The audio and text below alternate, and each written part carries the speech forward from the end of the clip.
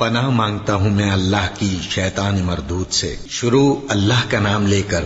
جو بڑا مہربان نہایت رحم والا ہے۔ جب سورج لپیٹ لیا جائے گا اور جب تارے بے نور ہو جائیں گے اور جب پہاڑ چلائے جائیں گے اور جب بیاہنے والی اونٹنیاں یوں ہی چھوڑ دی جائیں گی اور جب وحشی جانور جمع کیے جائیں گے اور جب سمندر آگ ہو جائیں گے اور جب روحیں جسموں سے ملا دی جائیں گی اور جب اس بچی سے جو زندہ دفنا دی گئی ہو پوچھا جائے گا کہ وہ کس گناہ کے سبب قتل کر دی گئی،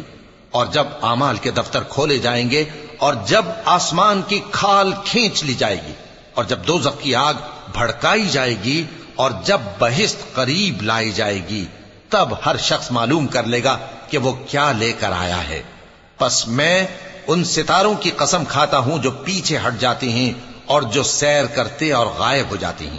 اور رات کی قسم جب وہ پھیلنے لگتی ہے، اور صبح کی قسم جب وہ نمودار ہوتی ہے، کہ بے شک یہ قرآن اس فرشتہ عالی مقام کا سنایا ہوا پیغام ہے جو صاحب قوت ہے، مالک عرش کے ہاں اونچے درجے والا ہے، سردار ہے، ساتھ ہی امانت دار ہے۔ اور مکے والو تمہارے رفیق یعنی ہمارے پیغمبر صلی اللہ علیہ وآلہ وسلم دیوانے نہیں ہیں،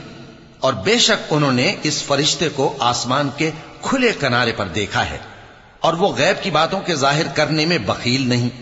اور یہ کسی شیطان مردود کا کلام نہیں ہے۔ پھر تم لوگ کدھر جا رہے ہو؟